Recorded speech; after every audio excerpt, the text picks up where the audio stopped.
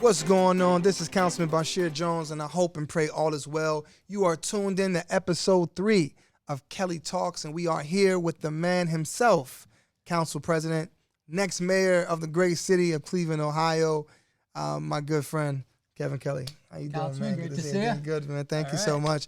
Well, this topic right here, I'm really excited about, and that is economic development. You know, people ask me, well, Bashir, why did you endorse Kelley over anyone else? And the reality is that I know you. I know you. We've done the work together. The things that you've assisted me in doing for my community, I can never repay you. And matter of fact, the fact is that not only did you help me do projects, but you were there at all of my groundbreakings, you know, and I would just watch you and watch how you deal with the people. Never did I see you kind of feel nervous. I didn't see you feel like, let me hurry up and get up out of here. But you was like in the moment, man. I can remember the first thing we did was the groundbreaking at the park. Yes. Remember the first park? I do. Daniel, right behind Daniel E. Morgan, the basketball park. Yep. And you helped me get that done. So this is a really good conversation right here. And for me, be clear, this is not a race about race for me. This is a race about resources. Resources, man. At the end of the day, I don't care where you say you come from. I don't care where you say, you know, what side of town you're from. What I care about as mayor, will the resources begin to reach the people that need it most? And that's economic development, you know. Mm-hmm. You know, as mayor, how do you ensure that, you know, people who have been left out of the just the growth of this city? Yeah. You know, how do you make sure that won't happen under your watch? Sure. So let me state at the outset that when I'm mayor, every nickel of our $1.8 billion is going to be spent in a just and equitable way. Now, when we look at what's going on in the What city, does that mean when you say what it means that? is this. Let's start with the basics. To me, the foundational element of economic development is workforce. We cannot live in a community where we have thousands of open, available, high-paying jobs, and yet in that same community within 1 square mile of the institutions that need people, the industry that needs people, we have unemployed, underemployed people that would love an opportunity. But yet we have failed to train and educate them for these jobs. That's got to be the basis of our economic development. Now, that's a long-term process. In the short term, we need to look at where the dollars are going, where the development's going. Now, to me, there's tremendous opportunity on the east side of Cleveland. Definitely. I mean, this is where, you know, if you look at the amount of available resources, I think that we really need to start by using ARPA dollars to clear all of our vacant abandoned homes that are eyesores and crime, you know, centers in neighborhoods. You know, you talked about the ARPA dollars Yes. and spending it in an equitable way. Yes. Or the budget, the city budget, $1.8 billion. Everything we do. What does that really mean? What does that mean when you say that? So what it means is that I believe that there is tremendous opportunity on the east side of Cleveland right now that we are not realizing. We are ignoring opportunity. So I think we need to use these ARPA dollars to clear vacant abandoned homes that are nothing but eyesores and crime centers for our neighborhoods. Yeah. Let's clear that. Let's eliminate blight. Let's open up that real estate for other developments, other investments. But now, okay, let's stop there though, because one of the issues that you may have in the city is gentrification, where you have all these amazing developments coming in, but people who live there fear that they're being pushed out. Right. How do we increase development while at the same time not at a price point that prices the community that's there out? Let me go in order because we can't have gentrification until we have the development. So let me get the development, and I'm going to tell you I'm going to deal with that downstream. Okay, I'm going to name a few projects that we're all familiar with. There probably are. The Glen Village project, 121 Larchmere, some of the projects that are underway in Buckeye and across from Metro Hospital, right? Yes. What these projects have in common, and especially the Glen Village project on 105th and Ashbury, I really like to point to this project for this reason.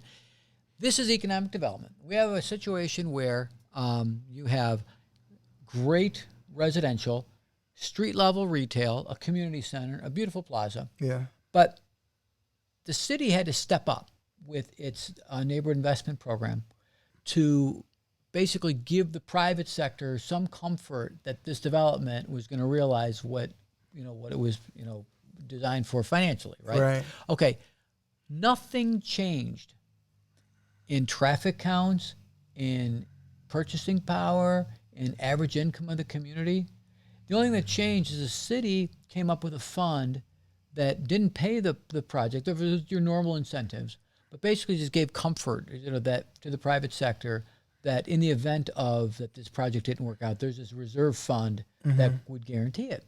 Well, why didn't we do Glen Village 10 years ago? Why didn't we do 121 Larchmere, long time ago? Why you think, why? Because of racism, because of historic redlining, because of the two different waves and approaches to redlining. There was the actual redlining where there was red lines drawn around certain neighborhoods where loans weren't made.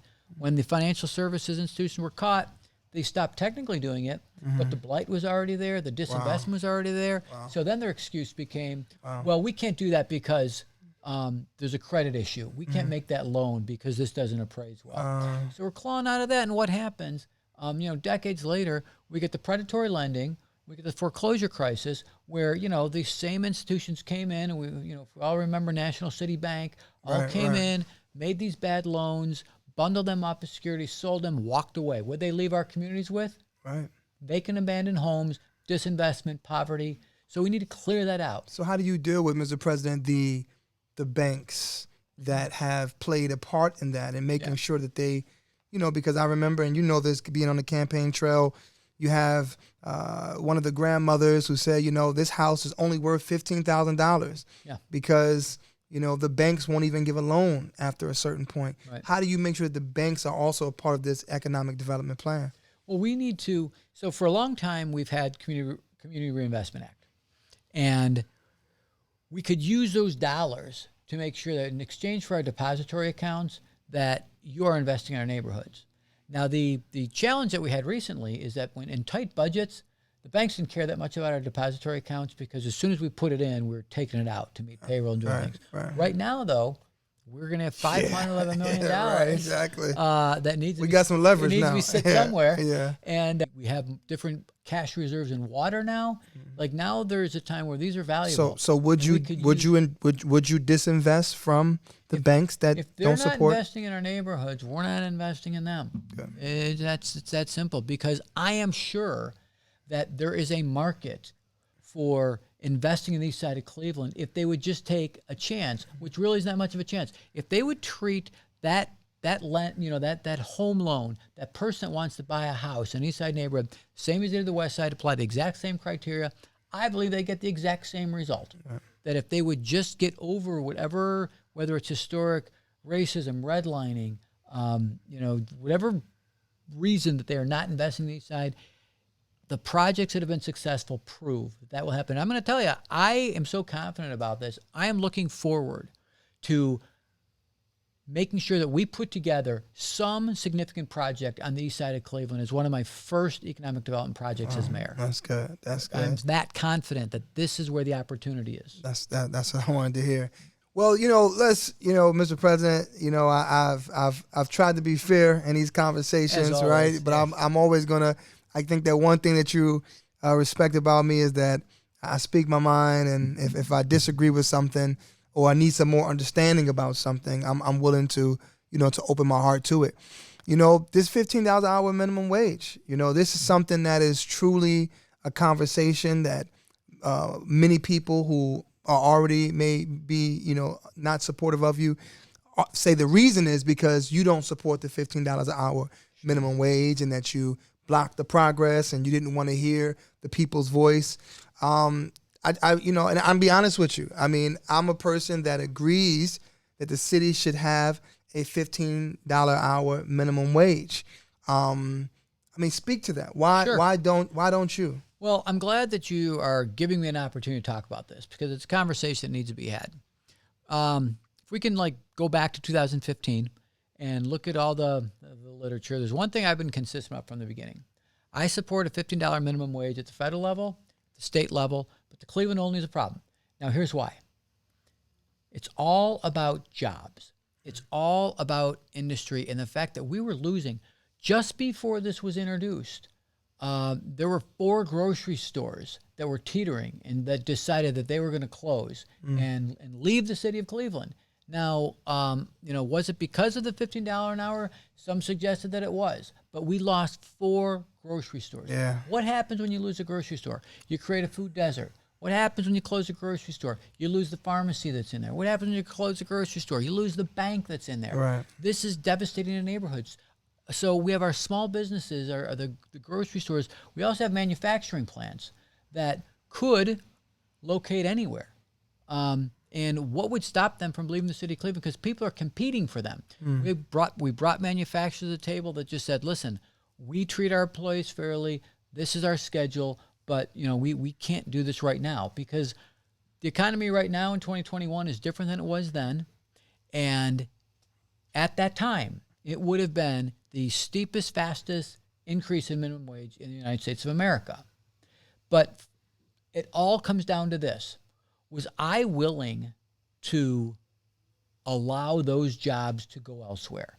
Was I willing to have another grocery store on my watch leave the city of Cleveland? No. Was I going to let a manufacturing plant go that that employs hundreds of people in the city of Cleveland? We could not afford the job loss.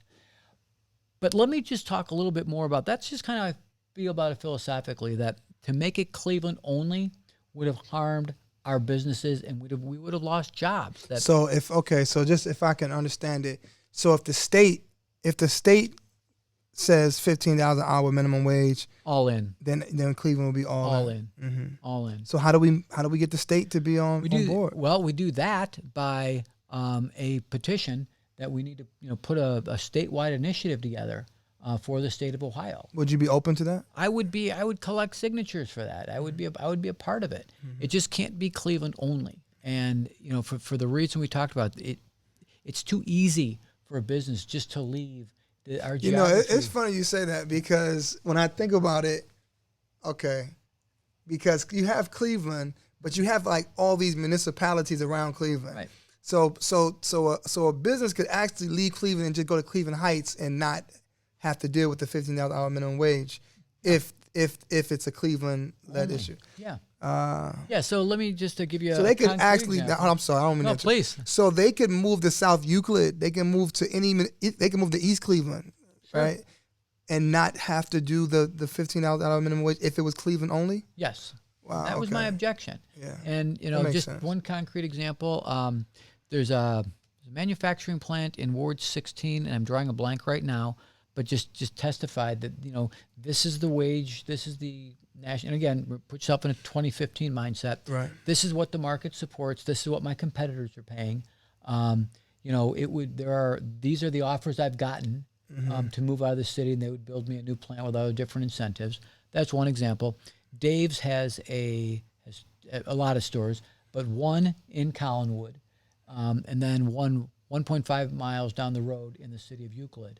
On Euclid Avenue. They do, yeah. They said, so this would make it very challenging for us to keep the Cleveland store open when these customers could real easily just go this mile. And that's interesting, because I can remember when the Days closed down off of Community College Way, and that really has a serious impact. Devastating. Yeah. And let me just procedurally, because I'm the council president, I have become like the focal point of this conversation. And I accept that because this is the position that I sought. But I'll remind people of a couple things. First off, every member of council except for one voted against it. And with this type of initiative, council could either adopt it as law or reject it, and it goes to the ballot. This was, we rejected it, and all of council except for one rejected it. Oh, so you weren't the only one? Oh, no, there was every member except for one. Voted 16. no. Yeah, 16 to 1 voted no to have this become law. So the process is then it goes to ballot. Now, I guess I'm flattered by people who think I have this much power, but I don't have the power to take something off the ballot. It was withdrawn by the petition committee. There'll be some drama about Columbus and everything else. So yeah, they said that you went to Columbus and you tore a thing up, man. You went in there and took the gavel and did all this type of stuff. Became the Speaker of the House. Yeah, I appreciate. I'm flattered by that they think I'm that powerful. But the reality is this, and just for your listeners and for yourself, because we always have honest conversations. Yes. There is a number of much more powerful lobbyists that were like lined up for this. The Ohio Manufacturing Association, the Ohio Retail Association, the Ohio Restaurant Association. There's a grocery store trade group that I forget their name. I think it's the Ohio Grocers Association. That were lined up. Was I watching it? Absolutely. You know, and then there was a law that was passed that would prohibit municipalities from putting forth their own minimum wage. But it was only a short time thereafter. Cleveland actually sued on that law on single subject, and the law that people seem to be talking about is no longer. It was found unconstitutional very closely thereafter. And again, the most important thing, the petition committee withdrew the petition. Not me. I can't do that. You had the power to do that. I well, you know, this is another thing is that we live in a city where, once again, it's majority black city. But when we look at the amount of business that the city does with black businesses, it's as atrocious as the amount of diversity within the police force. This part right here is very important to me because I want to make sure that black businesses have an opportunity to do more business with the city. I mean, it's a terrible number of the percentage of black businesses that get a chance to, you know, get contracts and provide services for the city. How do you as mayor deal with that? Well, let me just start by saying this again. Every nickel of our $1.8 billion is going to be spent in an equitable and just way. And we are going to take all those into considerations when we are using our enormous power, when we are choosing vendors and we're letting contracts. Just a couple examples. If this lakefront plan moves forward, if the Progressive Field sees improvement, nothing is going to happen without conversations with the Black Contractors Association. That's going to be a part of what we do. I'm going to listen real closely to our colleagues that represent black-owned businesses to understand the struggles that they go through to do business with the city of Cleveland, because it is a bureaucratic maze sometimes to get the contract, to be a preferred vendor of the city of Cleveland. That's just not something everybody knows. And, you know, we found out during COVID that when we did that, because, you know, we all voted on this to put the money in place for those who are waiting for their PPP check. Right. We found out that, you know, barbershops don't have 3 years of audited financials or payroll. We need to provide the technical support as well, and we need to make sure that we are giving black-owned businesses the opportunity, the access to capital, so that they can succeed. So, you know, you need a dream and you need capital to make a business work. We need to help with the back office stuff, and then we need to make the capital available. But I'm going to listen real closely on that issue of, you know, who has a vendor that's struggling. Let's maybe set up a mechanism, set up an office of inclusion to make sure that we have somebody that's cutting through the red tape for people and making sure that every one of our vendors, every one of our businesses has an opportunity to work for the city of Cleveland, to provide those services. And I'll tell you another thing. One of the best tools we had was the Fannie Lewis law. Our state legislature, our governor, and our Supreme Court let us down. It was one of the worst examples of state government failing a city I've ever seen. Yeah. But I'll tell you what, I'm going to make sure I'm going to have my own hiring preferences. And if somebody wants to sue me, have at it.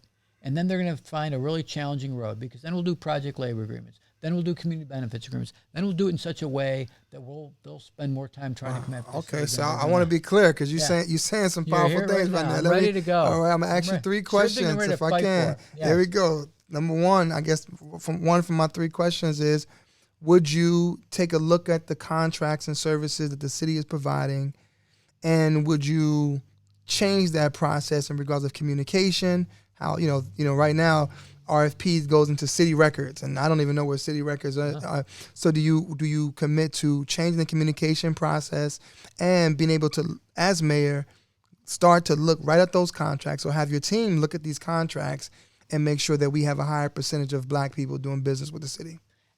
Absolutely. Please mark this day. And when I'm running for re-election and we're having a similar conversation 4 years from now, I want you to call me on this, and I want you to see what I've done, because I believe in that. Because as mayor, I have no interest in having somebody from Lake County get our contracts and take our wealth out of the city of Cleveland. I have an interest in Cleveland-owned businesses doing work for Cleveland. Right. And if we insist on Cleveland-owned businesses, we're going to have more black-owned businesses. And I want to see black-owned businesses survive because jobs mean a tremendous amount to me. Right. And as we talked about in a couple episodes ago, I understand what not having a job does to a family. Jobs are important. Careers are better. Ownership is where we all need to be. So, that's where wealth is created. There we go. So I'm going to get my 3 in. So number 1, you will commit to a higher percentage of black businesses doing business with the city. Yes.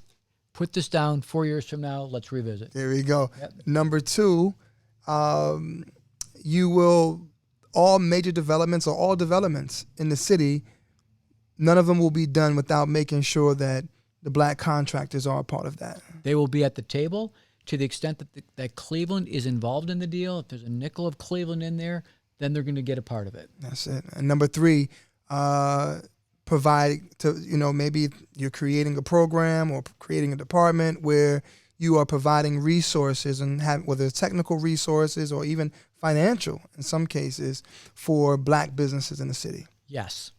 Council President, one of the things that's really important is that you have these big new developments taking place, but you still have seniors who are living there. How do we make sure that we put aside resources to make sure those seniors' homes are fixed?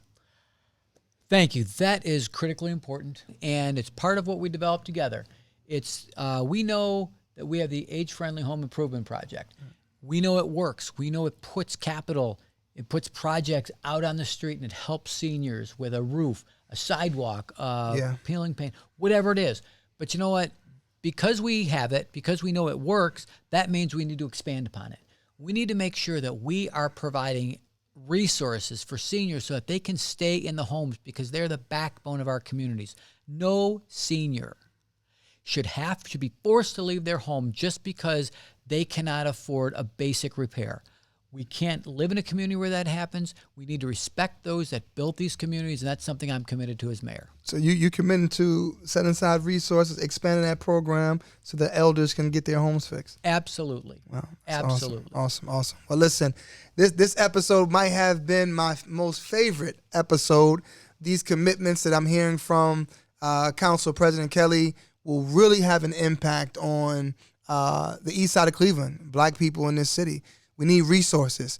It can't be a race about race. It has to be a race about resources, money. We need those resources to help uplift our community. All right, you are listening to Kelley Talks.